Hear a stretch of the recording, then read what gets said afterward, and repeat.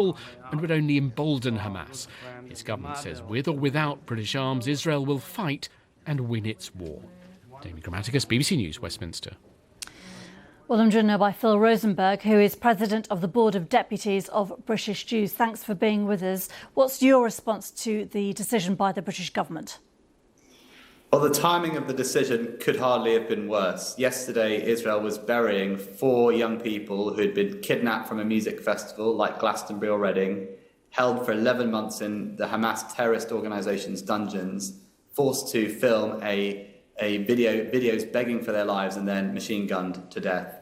They were being buried yesterday as the UK decided to announce that it was suspending arms sales to its key ally. I'm afraid that decision sends a very, very painful message to Israel, but also a difficult message to Hamas, who will read from that they can commit these atrocities, and yet it will be Israel that is punished. And yet the British government, has repeated the fact that it regards Israel as a key ally, and that this won't make a huge difference to Israel's capacity to defend itself, not least because exports are very, very small in terms of the percentage of what Israel needs. Well, that's exactly part of the point. This will not really change things on the battlefield, so it's principally symbolic. And what is the symbolism? Israel, as it's burying these young people taken from a music festival and then murdered by Hamas, is being punished for trying to, on the very same day that it's burying those young people. It really beggars belief. And the other thing it's important to note is the UK buys a lot more arms from Israel than Israel buys from the UK. So you've been reporting just now on the horrific attacks on Ukraine by Russia. The European partners of the UK have been buying Israel's Arrow missile defence system that will protect British people and European allies from those Russian missiles. And yet this is the decision we're sending towards Israel, that key ally. It beggars belief, really, as the Chief Abbot said.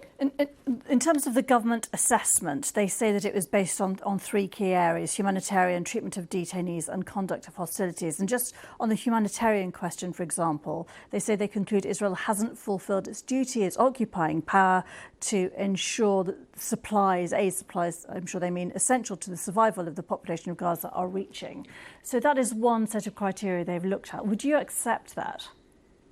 We want Israel and all countries in the world to abide by international humanitarian law. And actually, over the last few weeks and months, we've been putting the case to officials in the Israeli government that they should be complying with international humanitarian law, that they should be fulfilling that. But I think the timing of yesterday's decision really does undermine the UK's the message that the UK was perhaps trying to send. As Israel is burying these young people, the UK is sending this message. It was very, very, very poorly and insensitively timed decision, and sends the wrong message to both Israel and adversaries like Hamas.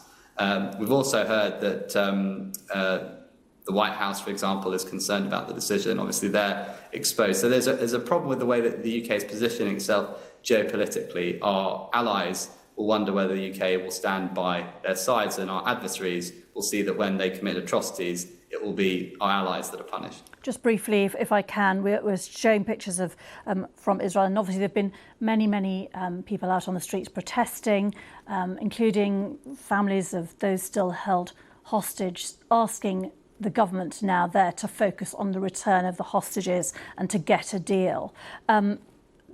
All of this adds to international pressure, doesn't it, on the Prime Minister in Israel? I mean, is your sense that the Israeli government direction does need to change? I think we all want to see a swift conclusion to this conflict that sees the hostages returned, that humanitarian aid gets into Gaza, that we see a rebuilding of Gaza, and a situation where Hamas is never allowed again to commit an atrocity like it has done. We also want to see the pursuit of a 2-state solution. And that's really important because we want to see a permanent resolution to this conflict that leads to a secure Israel alongside a viable Palestinian state. And that's been lost in this. Hamas's atrocity on the 7th of October created, predictably, as they would have wanted to, a massive wave of chaos. It was sponsored by Iran, and Iran, as we've seen, is sponsoring the Houthis to attack shipping, Hezbollah to attack others. They are unleashing chaos in the region. So we need to see all of those things brought to an end. And yes, absolutely, Israel and other partners must play their part in that too. Phil Rosenberg, President of the Board of Deputies of British Jews, thank you very much indeed for your time. Thank you.